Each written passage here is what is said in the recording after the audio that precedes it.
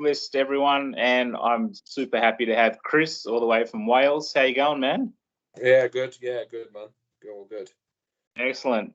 Cheers for agreeing to come on the Heavy Groove List, have a chat about all things Pantera, Dime, and everything else that's super cool in music that you love. And I'm super grateful you're coming on, man. Yeah, no worries at all. No worries. Love your shirt, man, and you got the old razor blade. Did you buy? Always got the razor blade. Buy that? What's his name? Adam on was it? Dimebag I didn't. No, I know. I chat to him on Instagram and stuff, but I've had this for a couple of years. So if I didn't have this, I probably would have bought one off him. You know. Yeah, he's doing some cool stuff, man. He's doing some really cool stuff. Did you catch any of the? I had a chat to him. Did you check anything? The podcast on YouTube, anything, or did you see any of the?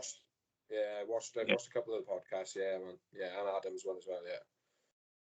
Man, that's good, man. So yeah, tell us how you started this. Well, I mean, before we get into your Instagram, you got a super impressive fan page, Pantera _fan page 1. That's the one, eh? Yeah. So that's it.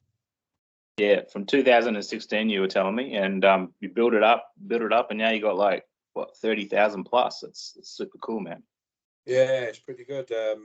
Like I said, I didn't expect anything like that. You know, I just done it just out of love for the band, basically. Like, and how much I just wanted to just start a page. Just I didn't expect it to be, any sort of followers on it. I was expecting it to just be me on my own, basically.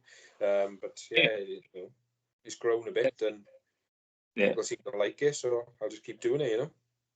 Yeah, why not? When you get that kind of response, it kind of makes you, enthusiastic about it, and then people are enjoying it. But one thing I'm about fan pages, whether they've got a couple of hundred or whether they got 30,000 like yours or even more, it's still a real. You probably noticed this yourself. There's a real concentrated amount of engaged followers who always like your stuff, comment on your stuff. Yeah. It's always the same few hundred, no matter how many thousand. Yeah, that's it. I've noticed that. Yeah, it's always the same. You always got that circle of people, and it's always them ones. They'll always chuck a like on. They'll share it on their story or whatever, or on their page, and they'll give it a comment every time, pretty much. Yeah, and it kind of makes you wonder, why do the other 7,500? Yeah. It's just like they see it spontaneously. Oh, that looks cool. Click a follow or a like, and it's like you say. It's like there's 30,000 plus followers, and like the average like on a photo that I put on there would be like between like 900 and 1,200 or something like that. So it's like you say, where's the other 29,000 like? Yeah, and then you got to wonder about the whole algorithm thing as well. It's like you actually see it, because I had a friend on another platform posting some stuff, and she's got like, I don't know, 7,000 followers or something. Yeah. And sometimes it tells you how many people have viewed your post, Yeah. And she always says only ever gets to like a couple of hundred. Yeah. People who viewed it. So you got to wonder what the hell this, you think these platforms would support, people who've built their accounts up and give views out there to their followers, but not. Yeah. Yeah, it is what it is, and you just got to get on with it and just do what we do, innit? Yeah, exactly, man. I guess the more cool shit you put out there, the more likely you're going to grow it. So. Yeah, that's it. One thing I've learned from the start is, like I find like some photos I find or I see on it could be on Facebook or somebody's page or whatever, and I think, or like Google or wherever, you just come across a cool photo, you think, oh, that's a really good photo. Like, don't know much about it, don't know who took the photo or anything, and then I'll post it, and then you always get the comment then saying, oh, this photo was taken by so and so, and I think, oh, if I'd known it was you, I would have give you a bit of a rep in the photo, Yeah, the old photo credit. Try and find out who took the photo first before putting it on, Yeah, that's right. Sometimes you got to. I think with just unmonetized stuff, it's not a bigger deal, but when it starts to get to monetize things, you've got to be a little careful sometimes. Yeah. I've come to learn that. When I started the page, I didn't know anything about starting a page. Like I was just seeing a photo and thinking, oh, I'm just going to post it. But Yeah. if I can find the person who took the photo, then I'll post it. Like, and I've noticed that a lot of the photos now it always comes up with the same person, so it's like always the same group of people. So it's quite easier to find who took the photo now, so I can give them a bit of a shout out in the post, like, you know. Yeah, that's cool, man. That's all good, eh? Hey, man, let's start with how you got into music, really. Like your love for music. I mean, obviously Pantera is probably number one on the list, right? I guess, but oh yeah, 100%. Yep, 100%. It probably all my life. I can't remember any part of my life without music being involved. Really, I was brought up with it from like my parents. You know, they loved all the old rock back in the day. So whenever we were out in the car or in the house or wherever we were in the car, it would be like a old tape going in, and it'd be like Led Zeppelins, Alice Cooper, Black Sabbath, and all them sort of bands. yeah, And then I just loved music from then, really. And then when I got into school, I went through the phases they all went through. When I was in like high school, as you would say, I think that's what you say. It was all like the punk scene came through, with like you had like the Offspring and bands like that, yeah.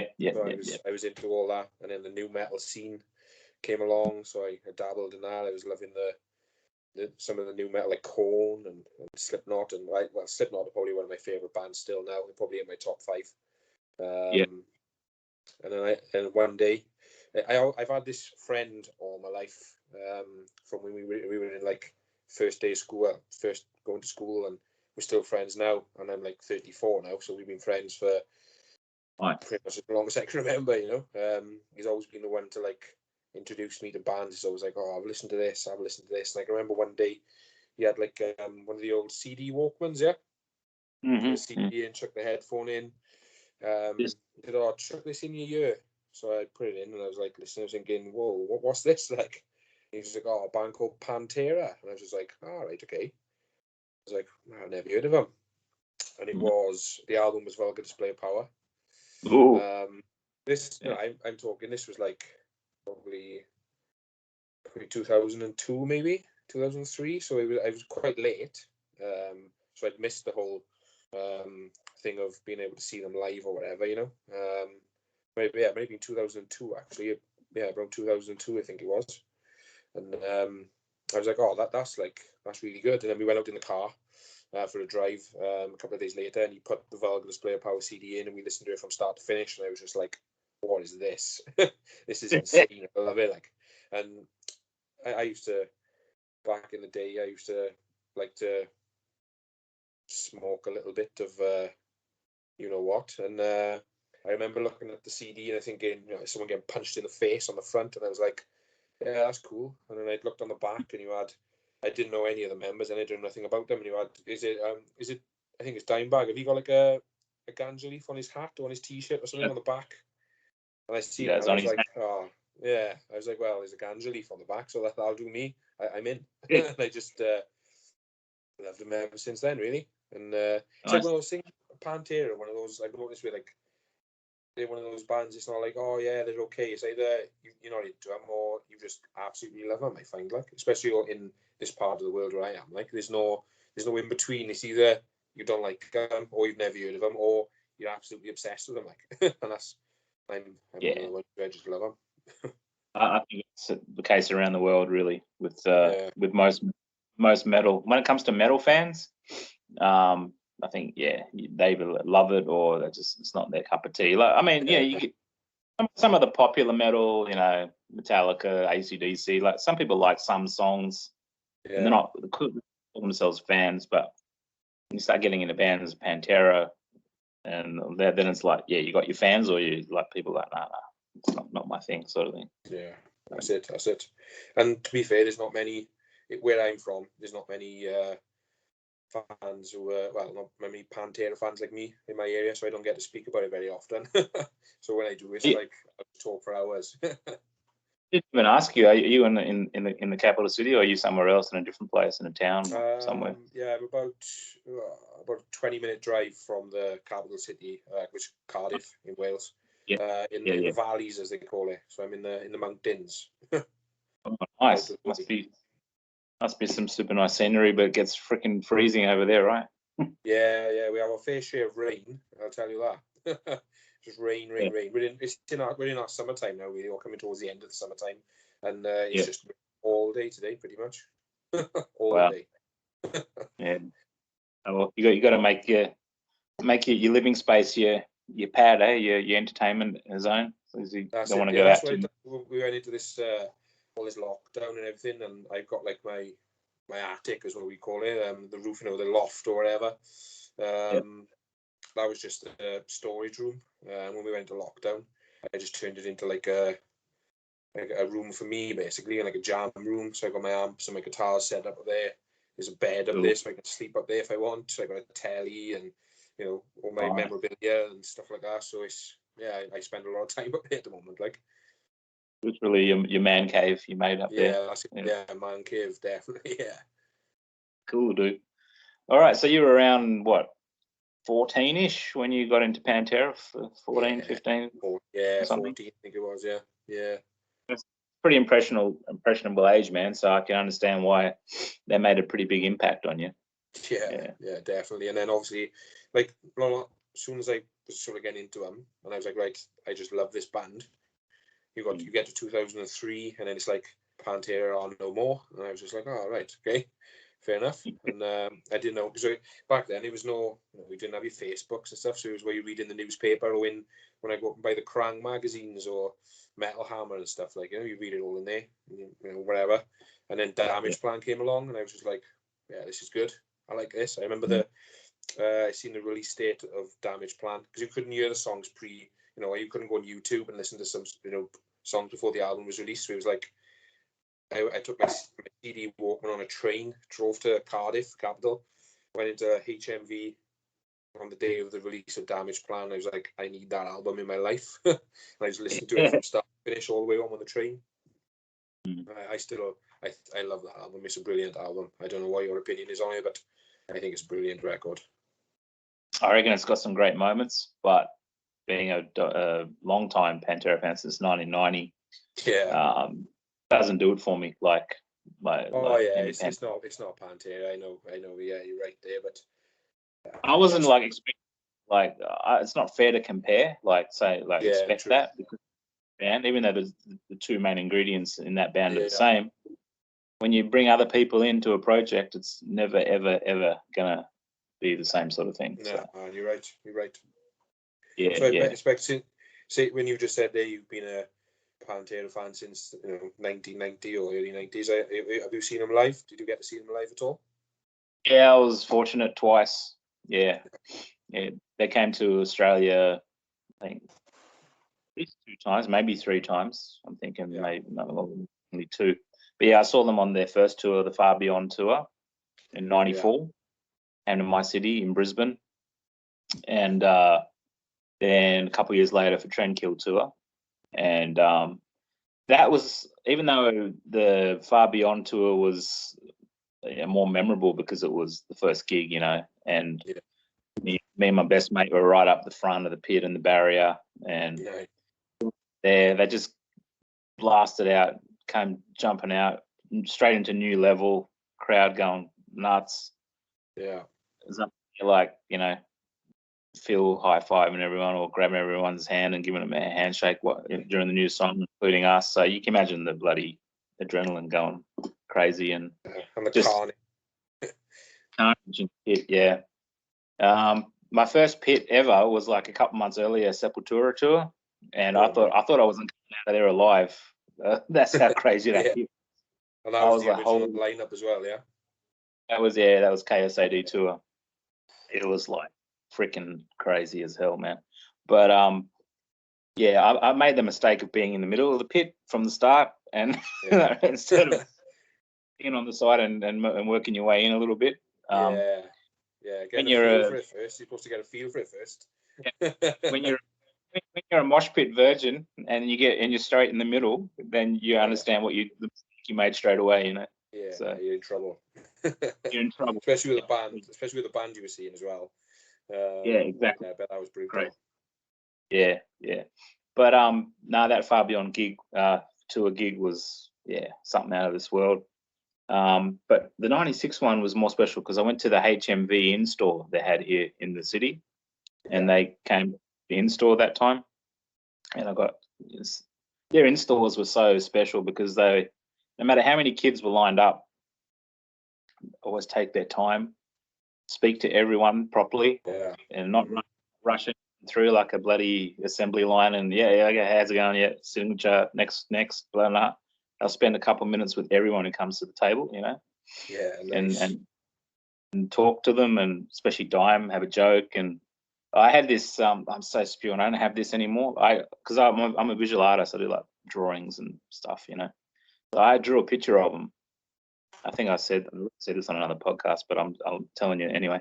Yeah, picture of them, and I'm going. No, I'm going to get this signed because this is. I really like this what I did, and it'd be so awesome signed. So, I just copied it from a photo in a metal mag, and I just had this like black and white drawing. So I had a drum skin because I'm a drummer. I took a drum skin as well for Vinny to sign and a couple of things. But I said, nah, this picture is the #1 priority for me. So I took it into the in-store.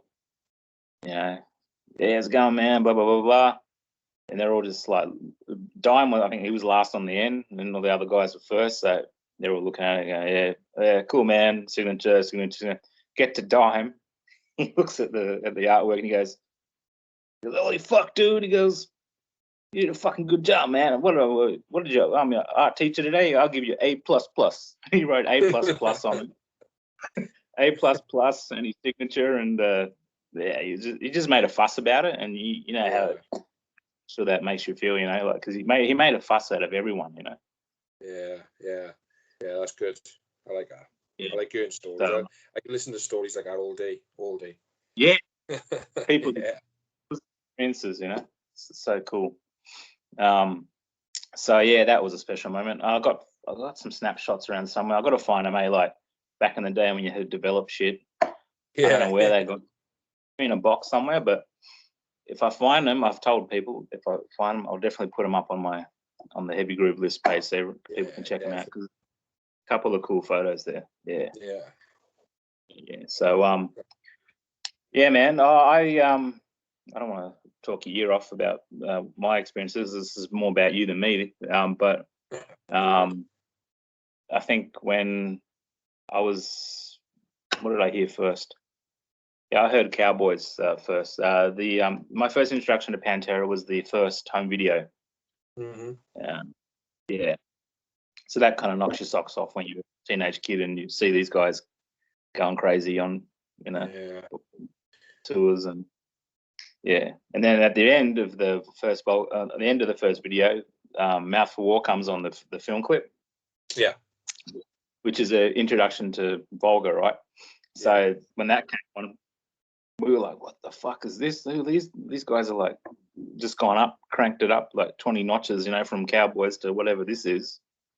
And just made the anticipation for Volga that more, you know, intense. You know?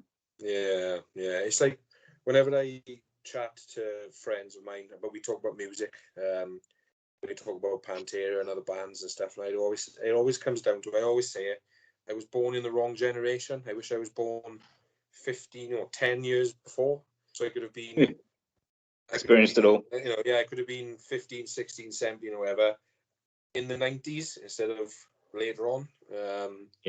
Whenever I have a chat about music, it always comes into my head, and I always end up saying it every time. I've probably said it to the same people about 12 times, and they say it back. It's like we were born in the wrong era for the music that we love, you know. I understand what you guys mean for sure, because you got to feel like you missed out a little bit, because the whole music scene and industry, everything changed as soon as the century changed. Over to 2000, everything changed. Like the whole music industry, internet, touring, albums weren't invaluable anymore. You know, like the whole, you know the story. So a lot of things changed, but well, what can you do? You just got to appreciate what you do have. You can't go back. Exactly. You've got no.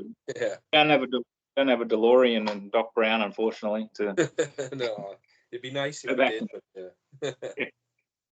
there we are. Yeah. Yeah, man. So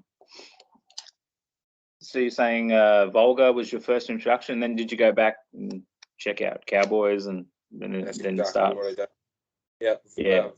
Cowboys from Hell was next. I remember it was like when my friend introduced me to Vulgar Display of Power, and I went back and he had Vulgar Display of Power on CD and Cowboys from Hell. So I went to his house, and we started a band together at the time as well. It didn't go nowhere. We were kids just messing about and wherever.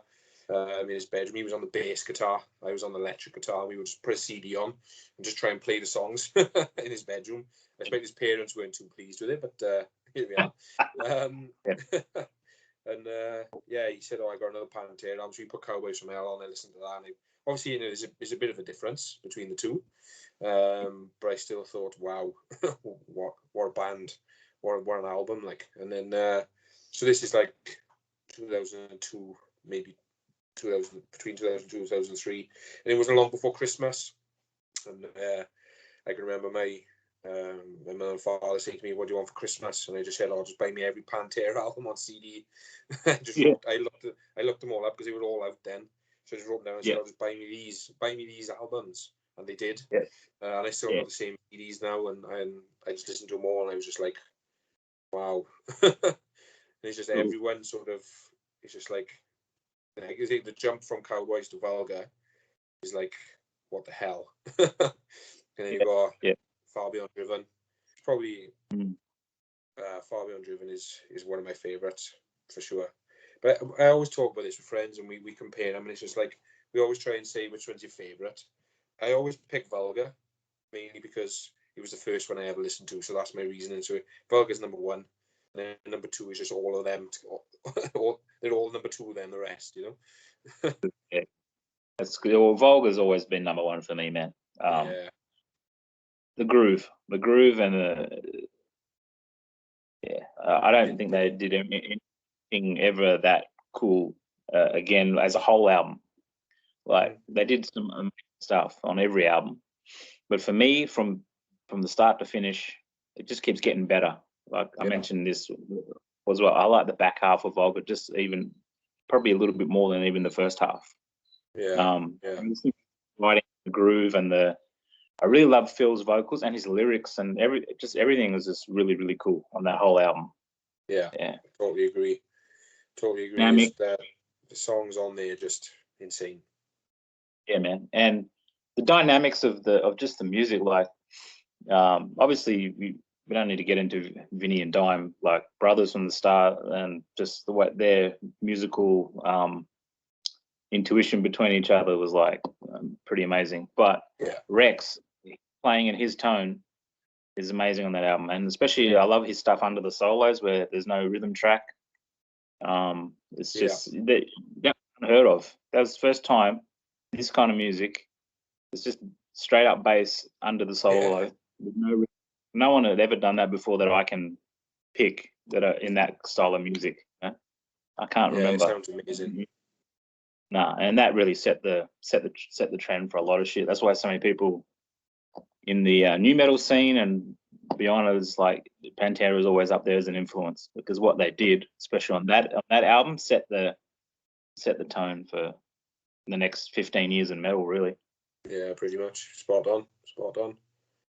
Yeah. Just that's why that album's special. Because I don't think as a whole package they ever hit the mark again. But people disagree. Most Pantera fans I come across, either hardly anyone says Cowboys is their favorite. It's always Far Beyond or Trendkill. Yeah. I never hear many people when I speak to them. There's not a lot of mention of Reinventing the Steel. That doesn't get mentioned a lot when I chat to people about Pantera albums, but I think I love it. It's one album as well.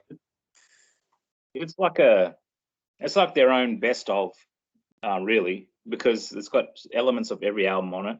Mm-hmm. I feel it's got elements of every album. It's got some really cool dynamics on there, and I reckon the songwriting is it is really good. I actually like the songwriting in that Tranquil. Tranquil was very erratic, up and down, kind of not in a bad way, but just you know, I guess being an old school, music fan, you put the album on and you listen to it all the way through. Now it's just all about which track do you like, pick a song, But I'm more about listening to the whole album from start to finish. Yeah. Package, and I think they did a good job with the last album compared to the one before, because I think it's got more of a flow to it than Tranquil. Yeah. But but each to their own, man. I'm not saying my opinion is right, but everyone's got their, Exactly, you've all got your own opinion. Yeah, everyone's got their love for certain songs and albums. So, and you said you're a guitarist too. So, were you already playing guitar before you got into metal, or were you that Pantera and that influenced you to pick up the guitar? Yeah, it was before I discovered Pantera and the heavy metal stuff. Really, it was because, like I say, it sort of progressed for me. Like I said, it was early days when I was a child. It was when I was a kid, living at home. It was all the old school Sabbath, Iron Maiden, and Zeppelin, and all stuff like that. And then when I was in school, then it was when I got into like the punk. Over here, it was all like Linkin Park, Born, Limp Bizkit, and all stuff like that. And it was that was the era when I decided to get my first guitar. I got a little funny story with that, actually. I had it as a Christmas present in 2003 or 2000, no, in 2001, maybe, when I was about 12, 13. Like that.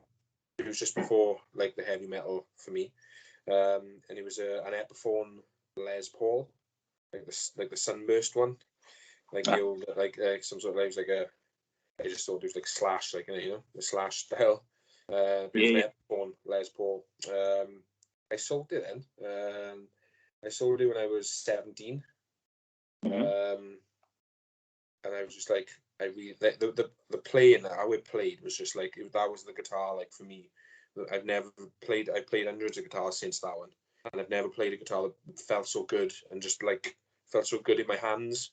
And I actually managed to buy that actual guitar back last year or the year before. Wow, the same guitar. The guitar that I sold, yeah. I sold it to a guy, and I got in contact with him, and he still had it about 17 years later. And I said, look, if you ever want to sell that guitar back to me, I'll buy it off you straight away. And he messaged me about 6 months later and said, do you still want it? And I said, yes, please. I said, how much do you want for it? And he just said, well, you sold it to me for, I think I sold it for £100, which was silly because I paid 3 times as much or 4 times as much for it. And he just said, give me £100 and it's yours. So I said, I'll be there now. And I went down the same day. I was like, try to come into your house. I just drove around and said, here's the money, give me the guitar.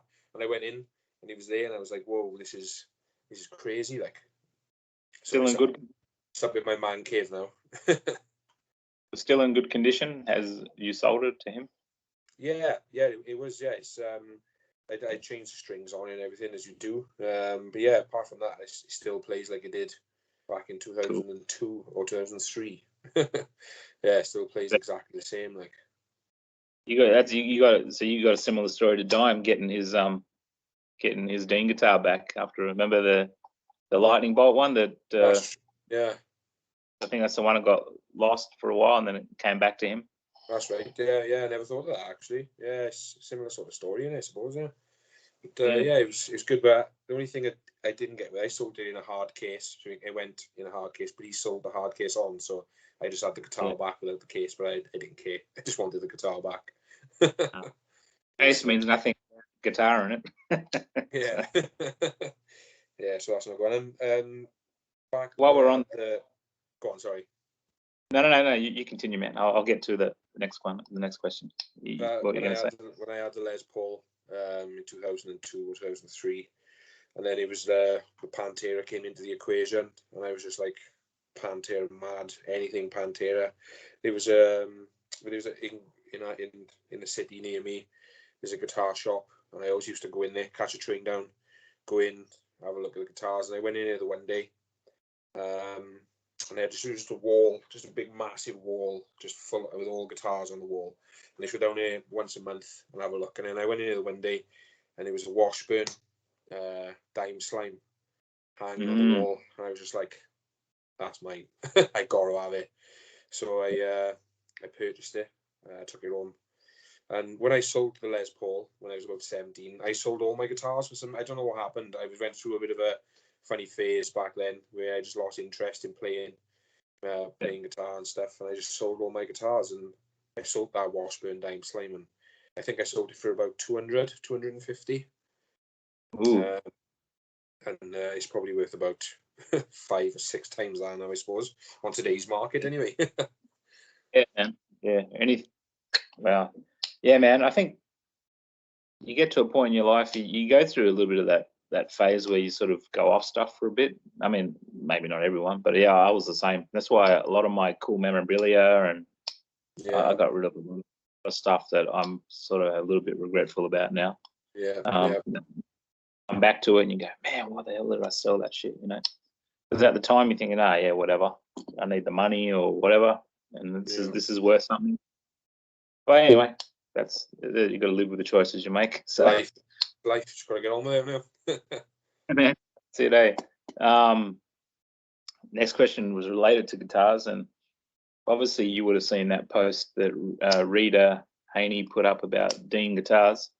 Mm-hmm. What do you think? Washburn has got to be number one on top of the list. Go back to them, or yeah, I'd like to see that. I don't mind what they do really. Whether I've seen the question go around where they're going to do like their own brand, so it's be Dime guitars. yeah, I'm down for that. I'm up for whatever, as long as we can still purchase. Maybe that was the hint, because she mentioned Dime guitars in the post. I'm pretty sure. Yeah. So maybe that's the hint that the others do their own custom thing. Yeah, but down for whatever, as long as I can still, purchase them in the future, and I'm gonna, sell my house to buy one. I'm happy. But I guess they got to have a major player backing them, someone like them, to do that customization. Yeah. They're going to be able to build guitars from scratch themselves, but I don't know. Maybe they can. I don't know. So. Yeah, I didn't. When I seen the post the other day. Well, we all seen it when it went up on socials the other day. I didn't see it come in or anything. Like, I didn't think there was any issues in the background. It was just like, oh, yeah. Okay. But it is what it is, isn't it? At the end of the day, if they can't continue, then you got to do what you got to do. Yeah, exactly, man. If that's really what the head of the company who said to her, that was a little bit probably not the right thing to say. But anyway, unless he got the results already, he's lost something pretty big, I think. So yeah, like they always say, there's always two sides to every story. Yeah, right. Yeah, we can't. All we can do is speculate, I suppose, and say things that we think, but just let them crack on, and what will be, is what I say. I mean, that's the best conclusion, really. It's not our business, not worry about it. We'll see what they come up with. So yeah, that's it. Yeah, man. So okay. So Pantera's Volga's pretty much on top of your list, eh? So with the other bands that you love, actually, firstly, before I ask that, you were super fortunate to have parents already into some cool music, man, because most of us weren't. It's like yeah, that's what. Anything. Yeah, So. I have got them to thank for music. And like they went to see all them bands, and I just speak to them, and it's like, they were kids when Black Sabbath came out, and I'm thinking, imagine being a kid when Black Sabbath come on the scene. Like, imagine what I must have felt like, thinking, what the hell is this?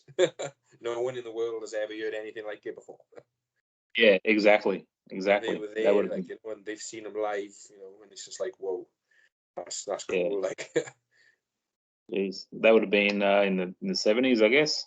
It was yeah, 70s, yeah, yeah, still the original lineup. Yeah. yeah. I think what tour? I think it was the Master of Reality album. I think that Okay. was the cycle that they got to see. Wow. I bet it was really good. I would have loved to have seen that. Yeah. Special. I mean, even seeing, I saw them in 2013 when they toured that what was that album called? 13, wasn't it? Something Yeah, 13 13. something. Yeah, yeah, Yeah, yeah, that was still awesome. I mean, they had a young guy on drums, not the guy who was on the record, but some other dude. Because Bill Ward didn't tour them, but yeah. Was it the guy oh, the from others. This Machine on the album, wasn't it? I think Yeah. Brad Wilk, yeah, he's on the that's album, it. Yeah, that's the one. but they had some other guy, his awesome player, doing the tour. I can't remember his name, but just a young guy, but so much energy he had.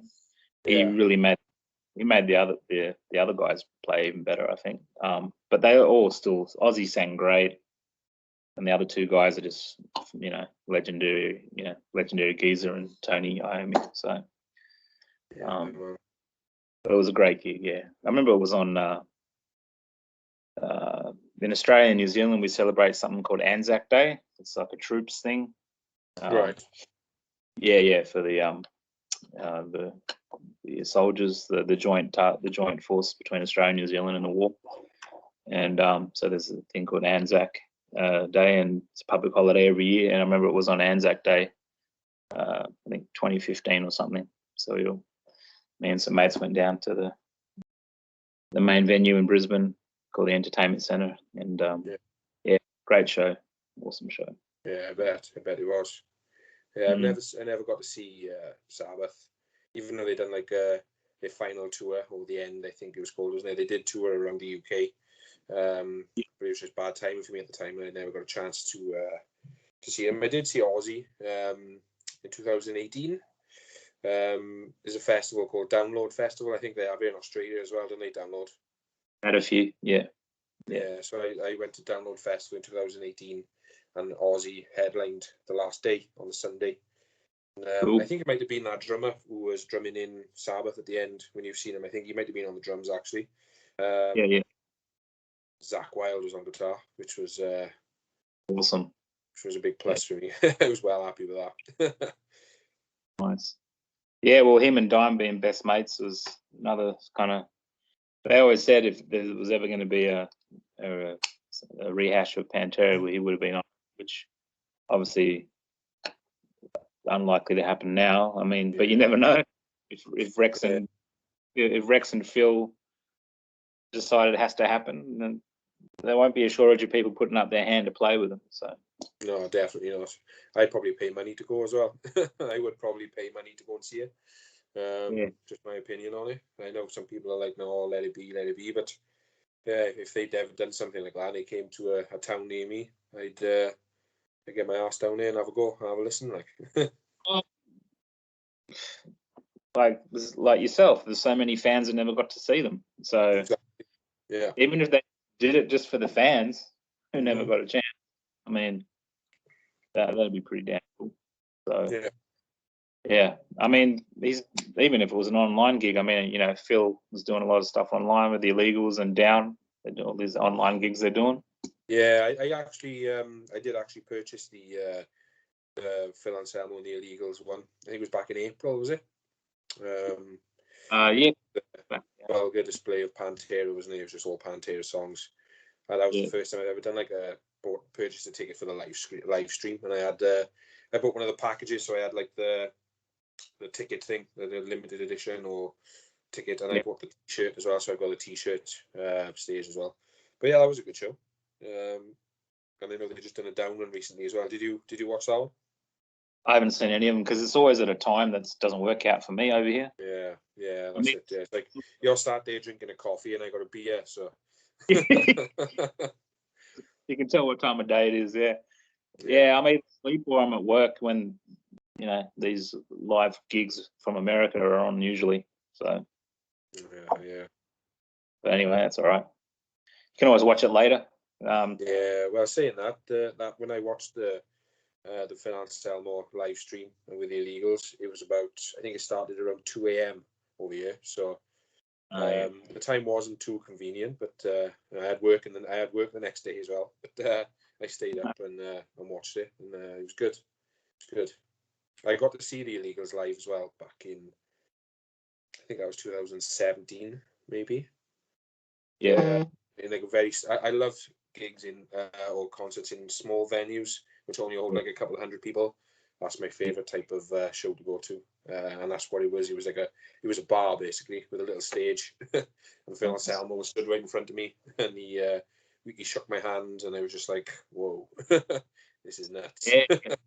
Yeah, that's cool. That's a cool memory. It's like the first Pantera gig when you shook our hands at the front. Yeah, Exactly. you always remember that stuff. Yeah. Yeah, I prefer that to smaller venues. I mean, that tour I already mentioned was like a medium-sized venue. It wasn't a stadium, but it wasn't a small club. It was like in between, 5,000-6,000. Mm-hmm. But yeah, the small clubs are great. Where 1,000, 50,000 people. They're something different. They interact with the crowd so differently. Yeah, definitely. There's like the stage is right there. It's not. There's not much of the level difference. They're pretty much the same level as you when you're just there in front of them. Whereas when it's in a big theater or a arena, you're like miles away. You can't interact with them as much. Yeah, you're watching the monitors live. Really, is what you're doing. So yeah, pretty much. It's like live TV in the flesh. Almost. Yeah. With the cool sound. Yeah. That's what you're paying for when you're at those stadiums. So yeah. Had a question on my lips and now it's gone out of my head. No, it doesn't matter. So yeah, besides Pantera, you said Korn, Slipknot, Offspring. Are they in your sort of on your top 5 kind of list, or is there other stuff on there as well? Yeah, they're not on my top 5. Not now, not these days. Slipknot is still there. Slipknot in the top 5, 100%. It's sad about Joey. Yeah, that was sad. That hit me quite hard actually, more than what I thought it was going to, or I thought something like that would. It was a strange one, huh? I think he's my age, I thought, what the hell, he's a young guy, he's not old at all. It made me dig out some old memorabilia from back in the day. I got a signed Iowa album from when they released Iowa. They done a live, they done a signing in HMV in Cardiff. So that the whole sleeve, when you open the sleeve out, it's got a picture of them all on the sleeve. They all signed their picture. Cool. So I managed to find that. So I'm thinking about maybe getting it framed or something and putting it up on the wall in the man cave or something. We'll see. But that brought back some memories finding that, and sad times. Yeah. I don't know other bands that if I go through different phases, like I'll go through a phase like, well, Pantera is all the time. I listen to them every day without a shadow of a doubt. They'll be played either in my car or in the house or when I'm in work. They'll be on. But I go through phases. Lamb of God. I love Lamb of God. I've seen them live a couple of times, and it's like they're really loud as well. I seen last time I seen them, they came over here with Slayer on their last tour, and they played just before Slayer, and they were so loud. When Slayer came on, I was like, they sounded really quiet. I was just like, the sound was different. Like, whoa! I was like, Lamb of God was just so loud. He was insane. And usually the headliner doesn't give the support guys quite as much juice, but obviously they did. Oh, they were insanely loud. That's probably one of the loudest bands I've ever seen live in an arena. They were really, really loud. And one of my highlights, or one of my favorites or memories of that gig, Anthrax were there as well. Cool. And I was like, it was my first ever time seeing Anthrax live. and they came out and played Cowboys from Hell first song. I was just like, Oh, really? nice, Wow. yeah, Cowboys from Hell. And I was just like, whoa, where's this come from? Yeah, that was one of the. So even though I was going there to see the Slayer for the last time, it was like Anthrax blew me away a bit when they come out with Cowboys from Hell. So I was good. It was good. Would have expected that. Yeah. I go through some. Go on. Yeah. No, I was going to say, you think they'd maybe end the set with that just for but to start the set with that, yeah, that's pretty cool. Yeah, that's where they came out to when they played Cowboy. I don't think they didn't play the whole song, but they played it for like 2 minutes, maybe a minute and a half, and then they went into their stuff. But that was like their intro onto the stage. They played like a minute and a half of Cowboys, or beginning of Cowboys from Hell, which was good. Yeah, it's awesome. Yeah, some awesome bands there. I've seen Slayer there as well in late '90s tour. Same venue I saw Pantera. Great show. Haven't seen them since then, but I'm glad I got to see them at least once.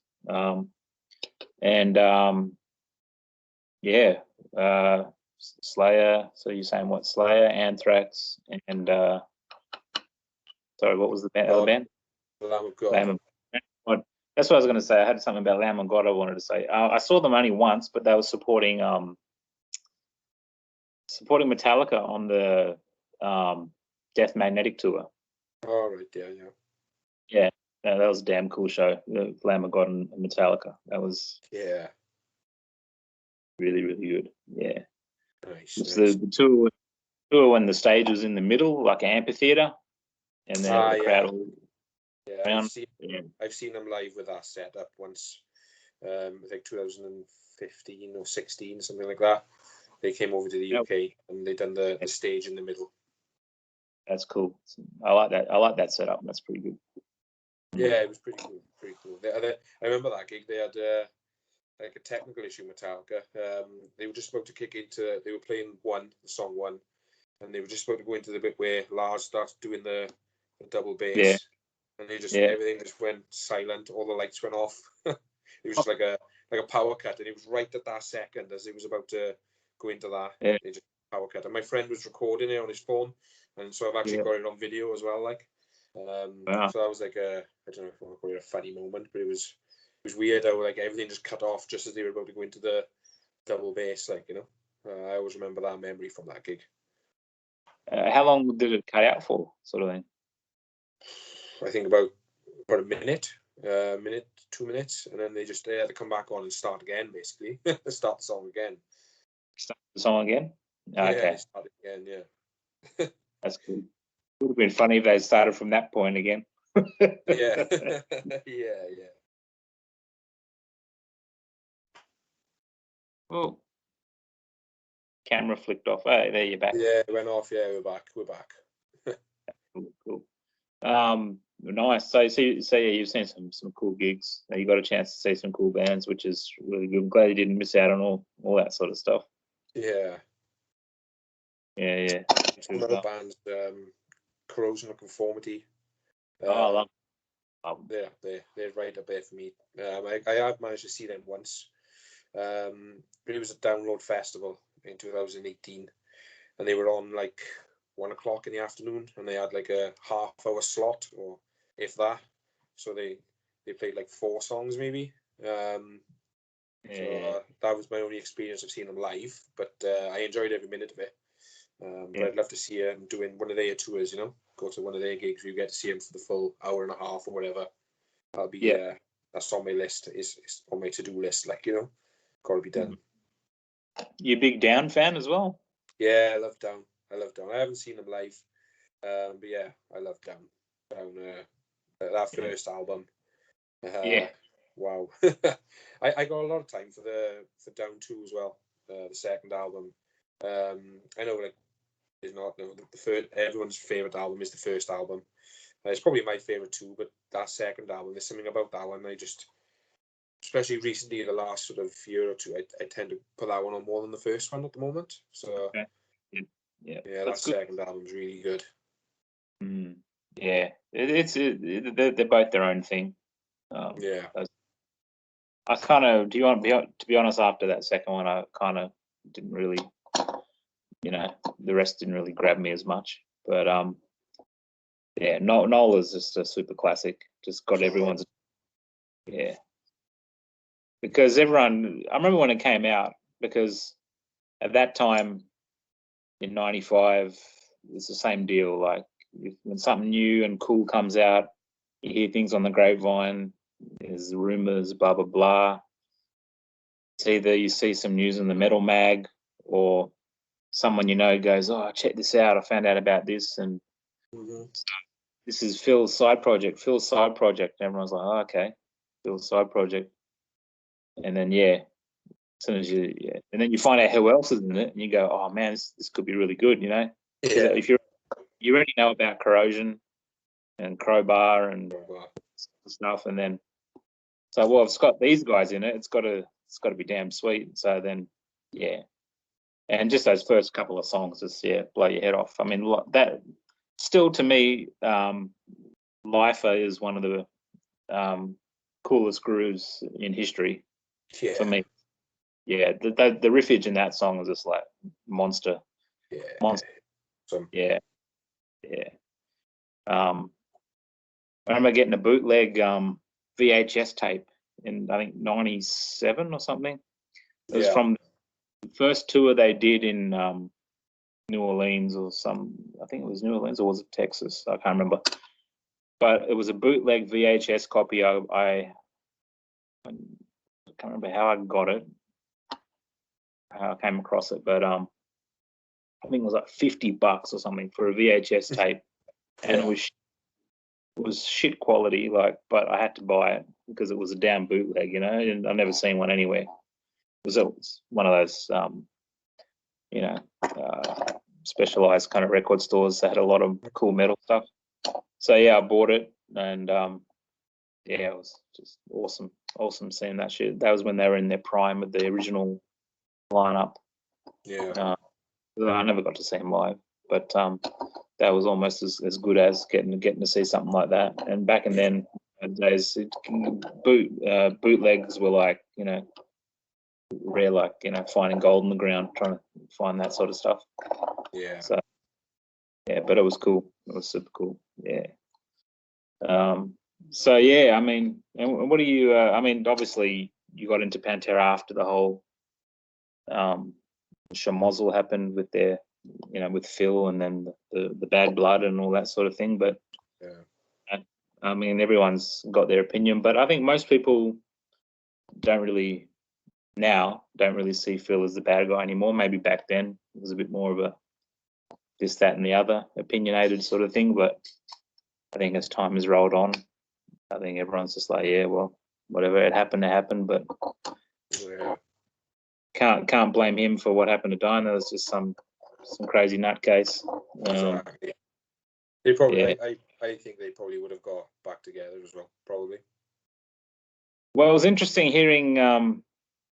Recently, I listened to there's a interview on YouTube. I don't know if you've heard it. You probably have. Bobby Tongs. It's like a couple of hour talk he has with some guy. Like on like a radio station or something, is it? I don't know if it's a radio station or just some dude with his podcast or something.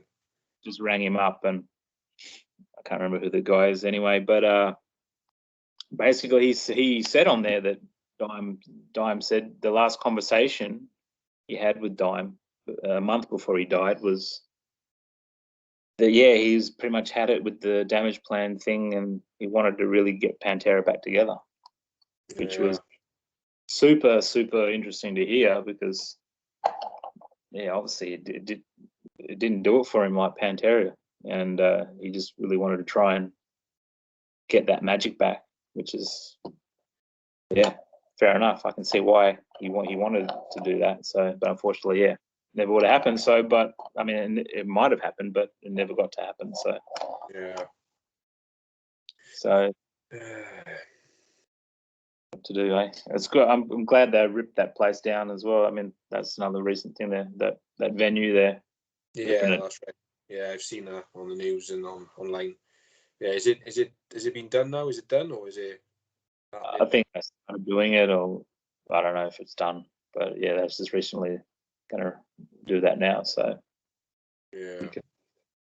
yeah, I mean, yeah, a lot of people wanted it to stay and become like a shrine or a museum or I don't know, something or other. But you know, it's Yeah. probably No.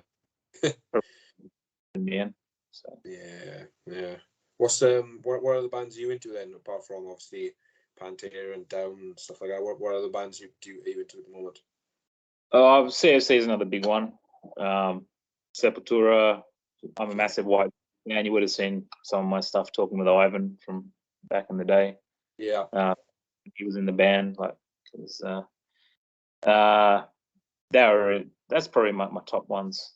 Yeah, Pantera, White Zombie, COC. I like Tool as well. It's got some amazing songwriting skills. I've seen those guys a couple of times live. Still can't figure out how they do half of this shit live. It's pretty crazy. Yeah. Yeah. I've never seen them live, but I've watched some of their live sets on YouTube and stuff, and yeah, they're really good. Yeah. What else am I into? I never started out in metal, or had parents that were into. My sisters kind of got me into rock when I was real young. Like, when I say rock, I'm talking like U2, Simple Minds. I'm still a big fan of those, or both of those bands from back in when they were doing stuff back in the day. Yeah. Not stuff they're doing now. That Rattle and Hum movie the U2 did back in late 80s had a huge impact on me, especially the live stuff. Mm-hmm. It was awesome sounding, and so I went to see Simple Minds when they toured Australia, and when I was like 12 years old or something. That was a awesome gig. They're such like great live band. They had a really, really cool sound and just awesome musician. Yeah. Then that were the main rock stuff I was into, and then I slowly progressed. I think my first introduction to hard rock metal would have been Def Leppard, Hysteria, Yeah. Guns N' Roses, Appetite, and that yeah. As soon as I heard that, it was like, yeah, shut the door. I'm getting Appetite for Destruction, just so much attitude and great songs. There's not a bad song on that album. That's another one of those. Yeah, one of those moments in time that was never repeated again. Yeah. So, and that was it. Then I started getting into the heavier stuff. I think Metallica was the first metal band that I kind of, really got into. So yeah. I think Justice for All didn't leave my CD player for like 12 months, I think. So, yeah, it's mad you said that, because I've been asked the question loads of times, what's your favourite Metallica album? It's Justice for All, without a shadow of a doubt. Yeah. That album just awesome, start to finish. I think it's another one of those ones. It's not a bad song. You can just put it on, just let it play, and it's just badass from start to finish. Exactly. It's probably the one that's on the bottom of the bottom. Well, let's forget about from the Load era on, but from the first up to the Black album, Justice is probably at the bottom of the list for most people. For me, it's at the top. I know the production is what it is. The production, you can talk about that all day, but when it comes to the songs, it's got some angst in there that he didn't James that didn't have on any other album. I think all that emotion about Cliff and just the brutal sort of vibe that they capture on that album. I don't think they caught it on any other. It's probably, like you say, there's a lot of emotion, probably anger as well, and all that. Anger. We mix all that together and produce an album, which is awesome album. I do like the other albums as well. Master of Puppets. Everyone loves Master of Puppets. If you're a Metallica fan, everyone loves Master of Puppets to me. But Ride the Lightning is probably the second album I'd listen to. If I had to put it in order, I'd probably pick Ride the Lightning second. That album is class. brilliant album. Yeah. Like the Black album, that's a weird one. I guess it's like, I love it personally. Personally, I think it's a brilliant album. That's another one I can listen to from start to finish. No worries at all. Every song brilliant. But you do get a lot of Metallica fans that hate the album, which is, like I say, it's their opinion. They're allowed to have it, and that's that, isn't it? Exactly, man. I mean, I cut school that day to buy it, and brought it home, chucked it on, and I was blown away by the sound. Like sonically, it was the best metal sounding album ever. Like, just no one ever heard production like that on a metal album before. Yeah. That was the first thing that everyone was like, well, me as listening. First time I heard it I was just by myself, so it was like, holy shit, what is this sound? You know? Yeah. It's like they're in the room with you, like you're in the room with them. That's how clear and crisp it was. And but as far as the songs go, some songs just blew me away, like just the riffage and the songwriting, and others, because you're coming off the back of a Justice, and you're like, what the hell's going on? It's just the same band, like, it was a bit surprising, and I wouldn't say it all sunk in. So, I didn't accept it as being so great, but in hindsight, yeah, it's an awesome album, start to finish.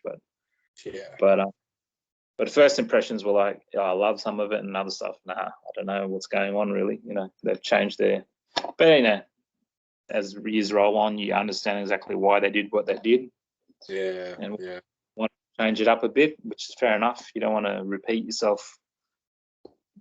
Some bands are great at repeating themselves. They've done an album for almost every album. So others just want to keep it fresh. Like Pantera, they kept it fresh every album.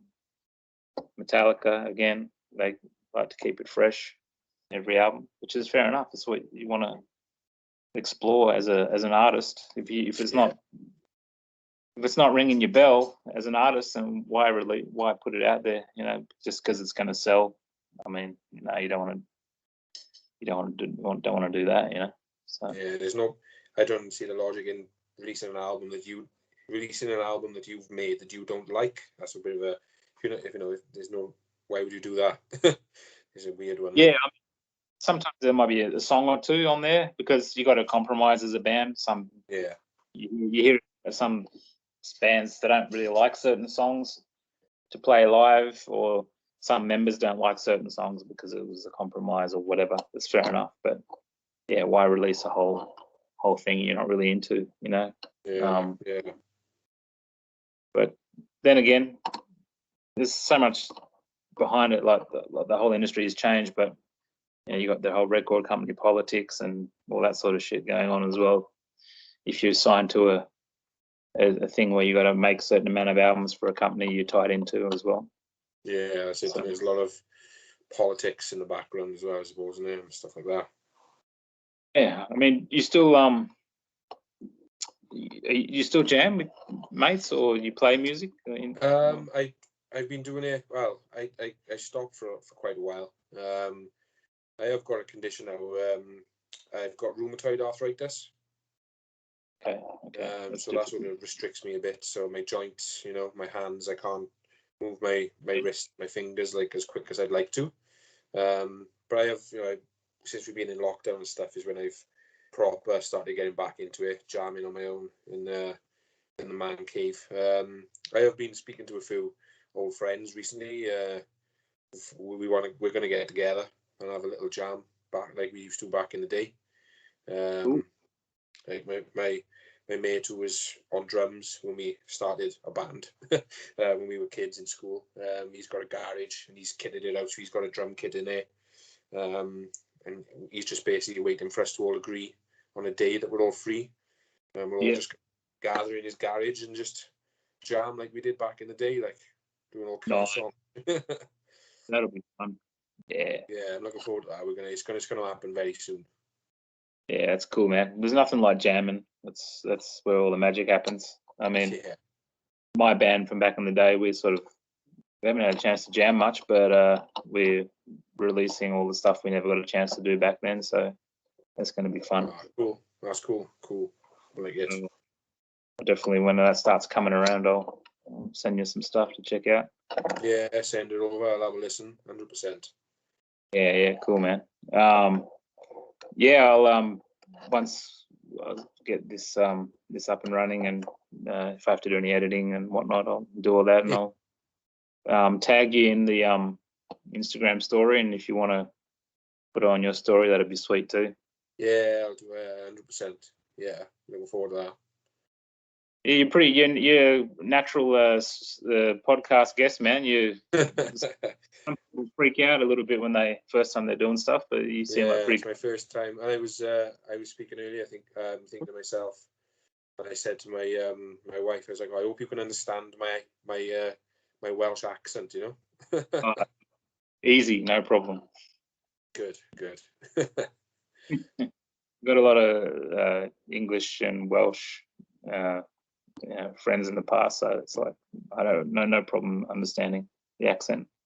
Good. Have you ever visited this side of the world? I haven't been to Wales, unfortunately, but I have been to England, and I'm actually born in Netherlands. Oh, right, okay.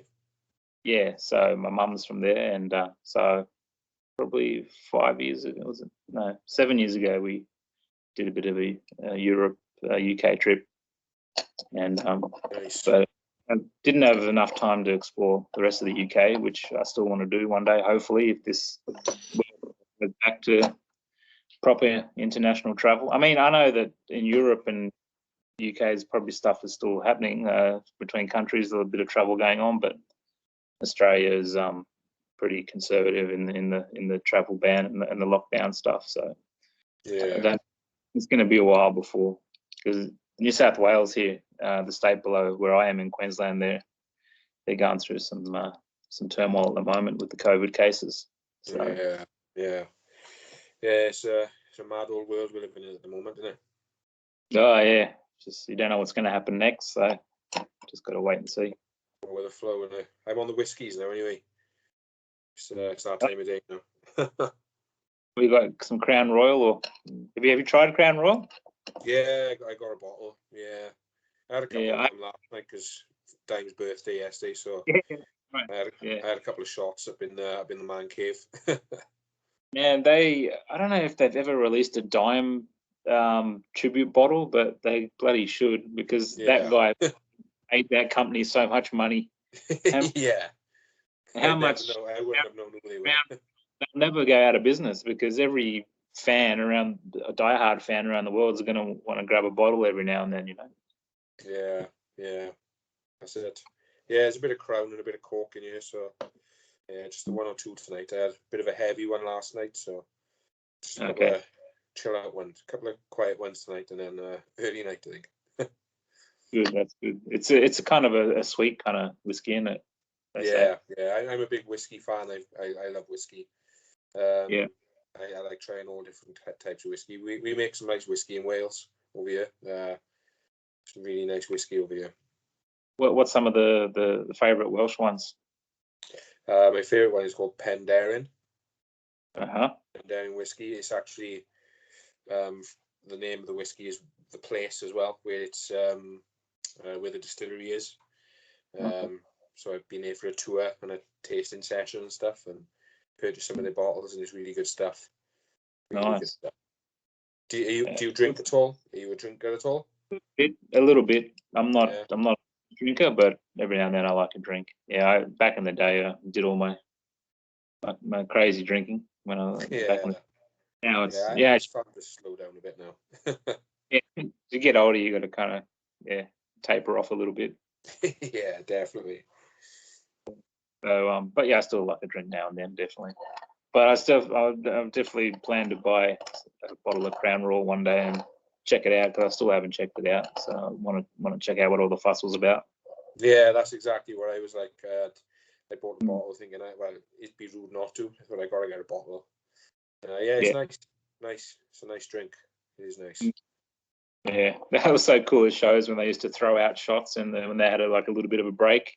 Instead of doing the old guitar solo or the drum solo, they just talk to the crowd and throw out shots. So that was come out with a big tray full of shots and just shut them out. And how far they could freaking throw them was another amazing thing. Get the aerodynamics happening on the cup, so it would travel a good Is it 40. in one of the home videos, isn't it, where they throw it up and they're up in the seated area at the top and he catches it? Yeah, from the stage to the balcony. Yeah. What a catch and what a shot. Yeah, exactly. I mean, literally like 50-meter hurl and don't spill a drop. That's pretty good. Yeah, can't fault there. They perfected that art. Yeah, that's for sure. Yeah. Hey man, it was freaking awesome conversation. Really cool to meet you, and we'll definitely stay. Likewise, man. Likewise. And yeah, man, you're doing an awesome job with your page, man. And it's great you're getting some recognition for it from the old Pantera crew that are still going. Yeah. They follow you as well. Some of those guys, like Bobby or some of them do. Yeah, I think. Yeah. Yeah, there's a few of them on there. Yeah. Which blew me away. I know, like I said when we spoke earlier, some of them have commented on there as well and stuff, and giving me information about certain posts that I posted that I didn't know about, which only they would sort of know about, really. I appreciate all that. Obviously, I'm not. Some of the posts I put on there, I'm not going to get it 100% correct, but I try my best. And if they can give me any information, which they have done in the past, I'm well happy with it. That's cool, man. That's cool, eh? Hey, just stay online for a sec. I'll stop the recording, but I'll just chat to you for a couple minutes before we finish it off. So, cool. Cheers again, Chris, for coming on the Heavy Groove list. It was super cool to have you on, talk about Pantera and a few other things, and just get your story, man, because, I mean, people that have been following you for the last 5 or 6 years, man, they're actually going to see the man behind the profile now, I guess. That's it, yeah. You ready for Yeah, I've never really showed myself on there before, but why not today? Why not? Well, I feel privileged you chose the Heavy Groove list to introduce yourselves to the world, so that's great. It took a bit of convincing. You had to ask me a couple of times, and it wasn't that I didn't want to do it. It was just that go on and let's do it.